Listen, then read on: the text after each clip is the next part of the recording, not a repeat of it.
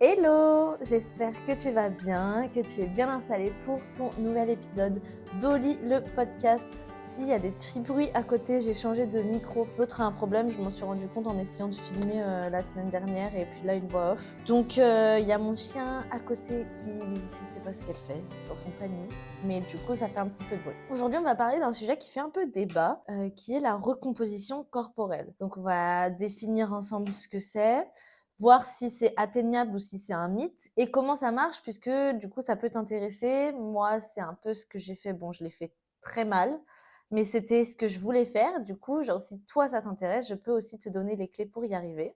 Donc, avant d'entrer dans le vif du sujet, on va poser les bases. Donc la recomposition corporelle, vulgairement, qu'est-ce que c'est? C'est quand tu essayes, via une pratique sportive et ton alimentation, de perdre du gras et de construire du muscle, soi-disant en même temps, pour avoir les bénéfices de la perte de gras et en même temps d'avoir un corps athlétique avec un fessier bombé, un ventre plat, un haut du corps assez tonique, etc.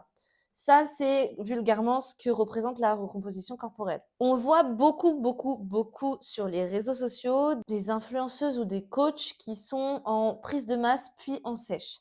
Ça a été énormément banalisé alors que à la base, c'est dans l'optique de compétition qu'on fait des prises de masse et des sèches. Donc la prise de masse, qu'est-ce que c'est? C'est de vouloir grossir sainement, donc en prenant un maximum de muscles pendant cette période-là où on va augmenter son apport calorique. Donc, tu vas être en surplus calorique pendant un certain temps. Ça, c'est toi qui le décides, suivant normalement la date de ta compétition. Donc, tu as une date précise. Et après, tu vas pouvoir ajuster du coup la fenêtre de prise de masse et la fenêtre de sèche pour être le plus musclé mais sèche possible le jour de la compétition. Sauf que du coup, ça a été un peu extrapolé. Maintenant, tout le monde fait des prises de masse et des sèches à tout va. Et du coup, une prise de masse, c'est le fait de prendre du muscle en augmentant ton apport calorique, mais le plus sainement possible pour prendre le moins de gras possible. Donc, tu vas faire attention à ce que tu manges et augmenter les quantités en ayant tous les macros et micronutriments nécessaires à ton maintien de ton physique et à l'augmentation de ta masse musculaire. La sèche, qu'est-ce que c'est? Ça va être l'inverse. Donc, tu vas réduire ton apport calorique, donc être en déficit calorique, dans le but de perdre un maximum de gras sans perdre trop de muscles. En sachant que il est difficile de maintenir ta masse musculaire au même niveau lorsque tu es en sèche puisque tu as forcément moins d'apport. Voilà, donc ça, c'est la prise de masse et la sèche. Et du coup, la recomposition corporelle se base un peu là-dessus. Donc, le principe est de perdre du gras en gardant un maximum de muscle ou en gagnant du muscle. Donc, ça serait l'idée de faire une prise de masse et une sèche en même temps. Est-ce que c'est possible? Est-ce que ça existe vraiment? C'est ce dont on va parler aujourd'hui. On va essayer de débloquer un peu tout ça et de savoir ce qu'il est vraiment possible de faire. Alors, est-ce que c'est réaliste? Est-ce que c'est réalisable?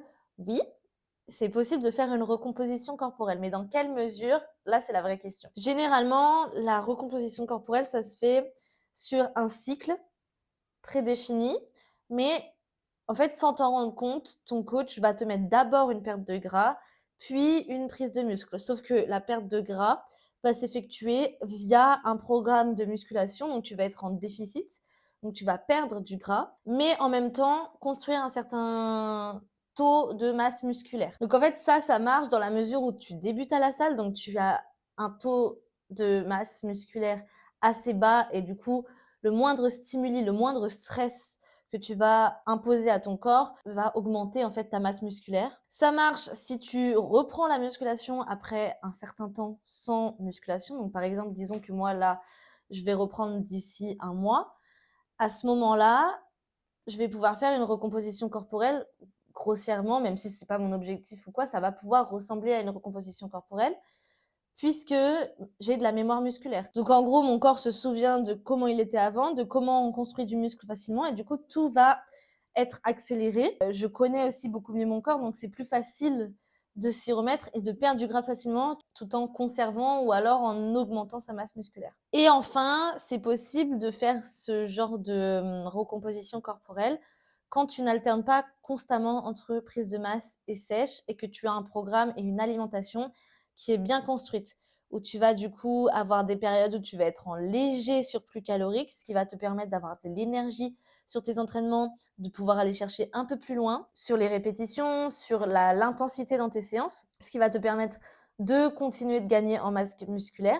Et après, tu vas pouvoir effectuer un léger déficit calorique qui n'aura quasiment pas d'impact sur le maintien de ta masse musculaire. Mais si tu es déjà bien musclé et que ton corps a atteint un certain plateau, c'est compliqué d'effectuer une recomposition corporelle sans passer par une période où tu vas être en surplus calorique, du coup pouvoir relancer un peu la machine. Maintenant, comment réussir sa recomposition corporelle? Déjà, au niveau de la nutrition. Donc, il va falloir manger suffisamment de protéines, puisque les protéines ont un rôle anabolisant, donc elles vont créer de nouveaux tissus musculaires et participer à la reconstruction des tissus musculaires qui ont été impactés lors de tes entraînements. Quand tu pratiques une activité sportive à une certaine intensité et régularité, il va falloir modifier ton apport protéique. Et là, il va falloir qu'il soit entre 1,6 et 2 grammes de protéines par kilo de poids de corps. Donc, grossièrement, si disons tu fais 50 kilos et que tu manges 2 grammes de protéines par kilo de poids de corps par jour, il va te falloir 100 grammes de protéines dans ton alimentation.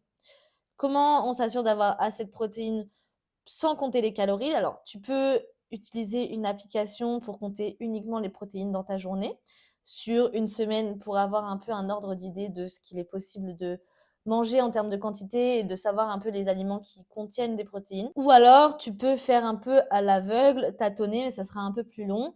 Et du coup, moi, c'est ce que je fais puisque je n'ai pas un objectif très, très précis. Disons que mon corps me convient très bien et que je suis à l'aise avec le fait que ça prenne du temps et que ce soit un objectif long terme. Donc moi, je me contente de manger des aliments riches en protéines à chaque repas. Comme ça, je suis sûre que j'ai mon quota de protéines pour la journée. Ensuite, il va falloir adopter un léger déficit calorique. Donc, quand je dis léger, c'est entre 100 et 300 calories par jour. Sachant que 300, c'est déjà beaucoup. Donc, tu commences petit à petit, tu vas enlever 100 calories de ta journée. Pareil, ça pour le savoir, soit tu te fais accompagner et du coup, c'est la personne qui est en charge de ton accompagnement, de ton coaching, qui va effectuer ton plat alimentaire en fonction.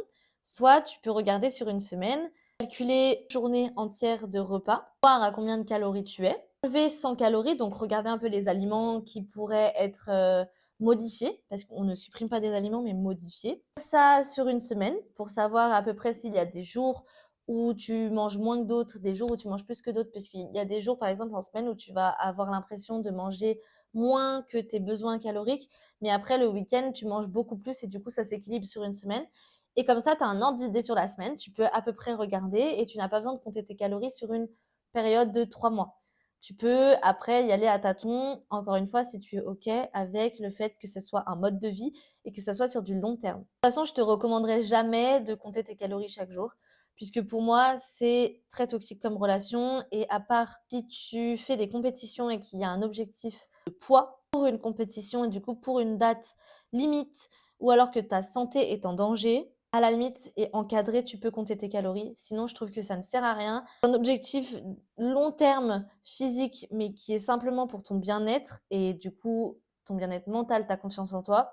Pour moi, il y a d'autres moyens d'atteindre tes objectifs que compter tes calories chaque jour. Mais ça, on a déjà eu la conversation, il y a des épisodes déjà sur le sujet. Tu veux approfondir, donc je te laisse regarder sur Oli le podcast, il y en a déjà d'autres. Ensuite, du coup, ça rejoint l'alimentation, c'est qu'il va falloir prioriser des aliments non transformés pour avoir un maximum de micronutriments bénéfiques pour ta santé dans ton alimentation. Les aliments transformés sont souvent trop sucrés, trop gras et pauvres en nutriments.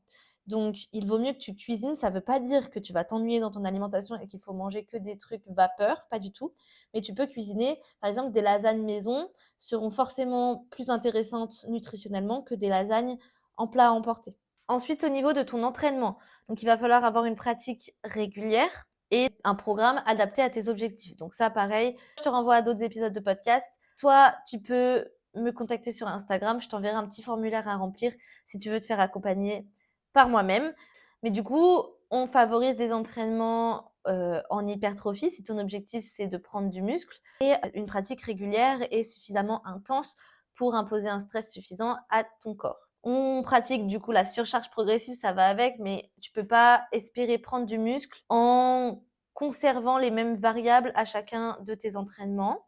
Et si tu veux par exemple faire un déficit calorique en ajoutant du cardio plutôt qu'en réduisant tes calories, c'est possible. Donc, tu peux ajouter un peu de cardio et du coup réduire un peu moins tes calories. Et comme ça, tu fais une balance entre les deux au fur et à mesure de l'évolution de ton cycle. Et enfin, il y a ton mode de vie qui va jouer, donc il va falloir suffisamment dormir pour avoir une récupération efficace et qui te permette de construire du muscle correctement et permettre à ton corps de progresser. Sinon, si tu ne dors pas assez, ton corps va être en mode survie, je m'occupe de mes fonctions vitales, j'ai pas le temps de récupérer correctement, donc il va prioriser certaines choses et ta récupération ne sera pas optimale et du coup ta prise de muscle et ta recomposition corporelle non plus. Voilà, maintenant pour la partie un peu plus mindset et intuitive de ta recomposition corporelle. Ça, c'est un sujet, je ferai un épisode de podcast dédié à où je veux en venir parce que je me suis rendu compte de certaines choses dans mon approche du sport, du physique, de la nutrition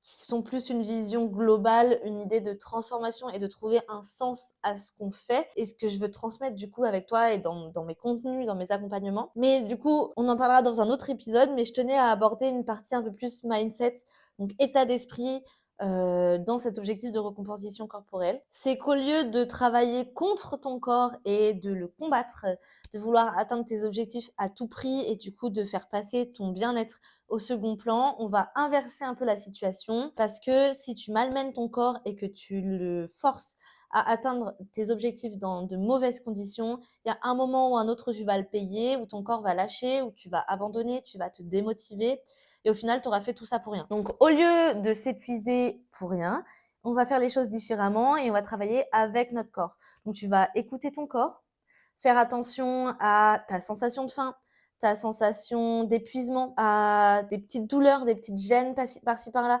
et à ajuster tout ça au fur et à mesure de ta recomposition corporelle pour qu'elle soit le plus adaptée possible à toi-même, à ton mode de vie et qu'elle soit viable sur du long terme. Puisque c'est bien beau de faire une recomposition corporelle sur 3 mois, au bout des 3 mois, tu as atteint ton objectif et tu fais quoi? Tandis que si tu as changé ton mode de vie, que tu as abordé la situation différemment de façon à prendre du plaisir, à écouter ton corps, à travailler avec ton corps, dans 3 mois, tu sauras où tu iras, tu sauras où tu veux aller, tu sauras vers quel prochain objectif tu veux tendre et surtout, ça sera naturel puisque ce sera ancré dans ta routine et dans ton mindset justement, dans ton état d'esprit au quotidien. Pour ça, comment on va faire? Donc tu vas écouter ton énergie. Ça veut dire que s'il y a des jours où tu te sens beaucoup moins en forme, tu vas ralentir. Suivant ton cycle, ça peut jouer, suivant ton travail, ça peut jouer, suivant si tu as des enfants, ça peut jouer. Ça peut jouer en fonction de plein de variables et surtout, ça peut bouger d'une personne à l'autre.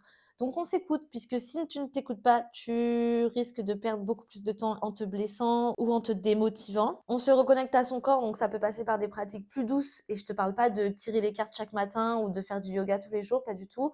Si la méditation, c'est pas ton truc, que le yoga, tu trouves ça chiant, que les cartes, tu n'y crois pas, c'est ok, c'est normal et c'est pas de ça dont je te parle quand je te dis de te reconnecter à toi-même, mais c'est plutôt, par exemple, ça va passer par un petit moment de relaxation avant de te coucher pour être sûr de bien dormir. Ça va passer par des pratiques un peu plus douces. Par exemple, mettre des étirements dans tes routines. Donc le matin, tu te lèves, tu commences la journée par 10 minutes d'étirement ou le soir avant de te coucher.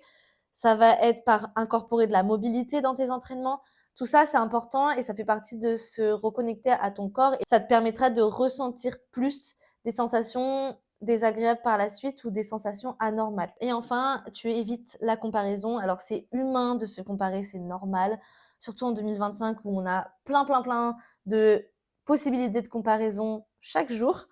Mais ça va seulement te ralentir puisque tu n'as aucune idée de ce par quoi les autres sont passés et ce que tu vois à un instant T ne reflète pas forcément la réalité. Donc tu te concentres sur toi et la seule personne avec qui je t'autorise à te comparer, c'est à ton toi d'avant et ton futur toi. On veut progresser en étant bien dans sa tête, bien dans son corps. On veut faire la paix avec soi-même, aimer son corps, aimer son reflet dans le miroir. Et ça peut pas fonctionner même si tu atteins tes objectifs physiques. Et imaginons dans 3 mois, tu as enfin le corps dont tu rêves.